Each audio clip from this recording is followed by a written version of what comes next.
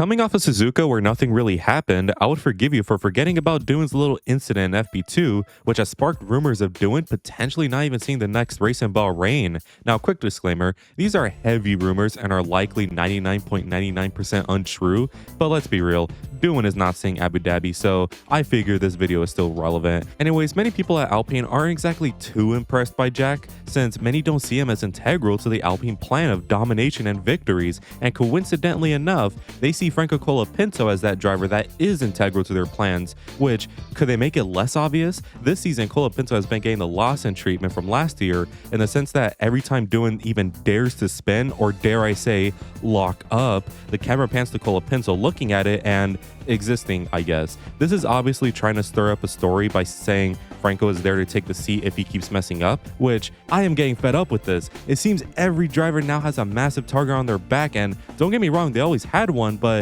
is the bullseye spot like 12 miles long now? Back then, teams used to keep bad drivers on for the whole season with hopes that they could improve and get to a good form before axing them. But now, if you even dare have bad form for like 3 to 5 races, now you're just gone and executed. It already happened with Liam, and now maybe Jack too. So I want to do my typical analysis on Jack and see, has he always been a bad or overrated driver, how he's done in F1, Alpine's potential reasons for dumping him, and seeing what the solution could be. So go join the Discord to experience Bahrain live, and make sure to subscribe if you're new if you breathe air. So enough yapping, and let us get into the video. Jack Doohan is of course son of Mick Doohan, who is a 5-time world champion in MotoGP, so in terms of upbringing and influence, yeah, I don't think Jack has any, obviously. Jokes aside, Jack would take an interest not in 2-wheel racing, but 4-wheel racing. So he would enroll in some karting competitions, and despite initial failings and mid-showings, he would start to cook in 2015 and 2016 by winning some karting championships and start to show promise of a great driver. However, despite these victories, he really wouldn't win any other karting series with only a top 10 and maybe a top 3 finish here and there.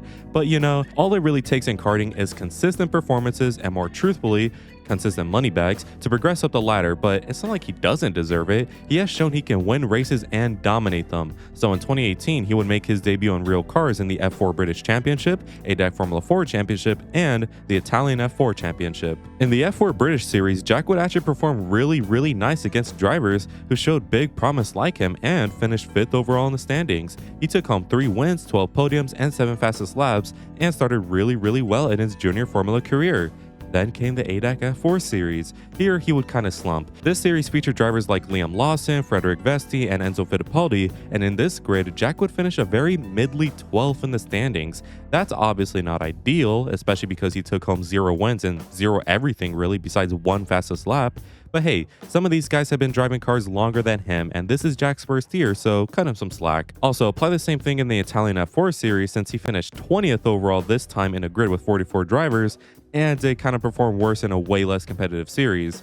But at least he cooked in British F4, which is pretty competitive, so he had enough cause to continue progressing up the ladder in 2019, this time in way more competitive series like the Euro Formula Open Championship and the F3 Asian Championship. The toughest series in the list I just mentioned was the Euro Formula Open, since it featured many heavy hitters like Marino Sato, Liam Lawson, Yuki Tsunoda, so Jack had to cook here, or at least not drown, and I mean, he kind of didn't, but at the same time it wasn't enough. He finished 11th in the standings and finished lower than his teammate, but he did get 2 podiums and scored consistent points at the very least. However, Jack would finally find his footing again in the F3 Asian Championship, since here he would rack up 5 wins, 1 pole, and 13 fastest laps to come home 2nd in the championship. And even though it was in a less than competitive series, this sport is all about confidence, so surely this was a nice booster. He would compete in the same series the following year and replicate what he did last year, quite literally since he still came home in 2nd, but still, it's all fine and good. So for 2020 and 2021, Doohan would make the big jump to the proper F3 championship.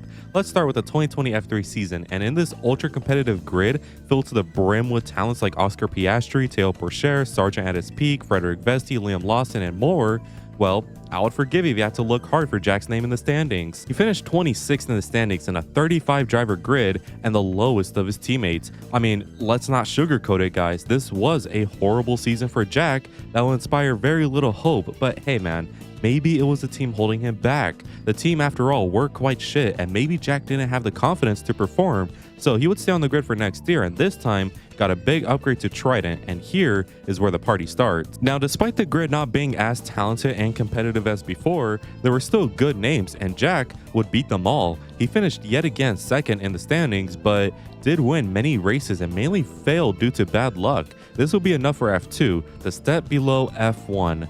How would he do? Well, he did quite good. In fact, this is probably the best he's ever looked in his career. He will land an Invicta drive in 2022 and will finish 6th in the standings and do the Alpine name right that year. This will lead them to sign Jack for a reserve driver role in 2023 and keep him in F2 again as well. And in 2023, he would finish 3rd overall and take home more wins and more podiums. So after all that, Alpine said enough F2 and signed him on to be their full-time 3rd driver in 2024 before getting signed on to drive in 2025 for Alpine F1 after Ocon was deemed unworthy by the 90-year-old Dilf. So overall, while there were many bumps on the road, Jack did show just enough promise to do good as a driver and always showed minor improvements in his game. So let's see him in F1 now. Now, Jack's first race wouldn't actually be in Australia this year. It was actually in Abu Dhabi last year, since Alpine and their ever-cool nature decided to kill Ocon before the season even ended. So how would Jack's first outing go? Well, it went alright. We can't really look or analyze his performance since this is his first ever race in F1, and we also have to remember he hasn't driven in a race weekend since 2023, so despite finishing 15th, we can't make any inferences on this. So now for Australia in the 2025 season. Well, not really. Yeah, before Australia, hell, even February started, there were already reports of Alpine wanting to drop Doohan after 5 races for Colapinto. Well, I'm sure that's not true. So now for Australia, and Doohan would do, he would do, I don't know, man. In the free practices, he actually looked kind of good by being on par with Gasly, and in qualifying, he would qualify 14th.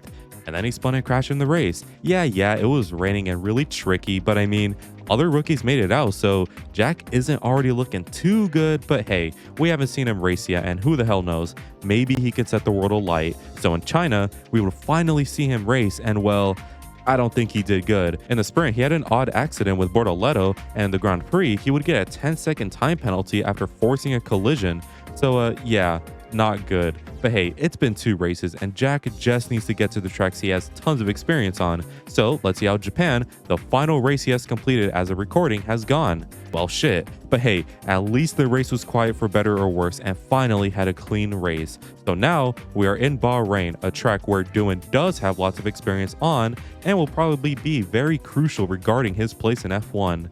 Don't screw this up, man. Now, is this enough to drop him already from Alpine or not? Well, here's where bias and opinions will creep through, so prepare to be hit. But I feel like as it stands right now, no, Jack should not be dropped, but if he doesn't perform better by at least the summer break, yeah, maybe he should. I say this because I'll keep it real with you guys. While I feel Jack is somewhat underrated, I'm just not impressed by him. In the years he did well in the junior formulas, they were in grids with little talent and big superstar names, while other rookies had to be big names and big talent, even some they are racing with right now. I have personally never understood the hype around him, and I really doubt he had bad luck in every single year he did compete with huge talents. But this doesn't mean I approve of him getting axed after such little time in an F1 car. It doesn't matter what I think of a driver, since it is objectively true that it will be a cruel move if Jack is axed even before the summer break.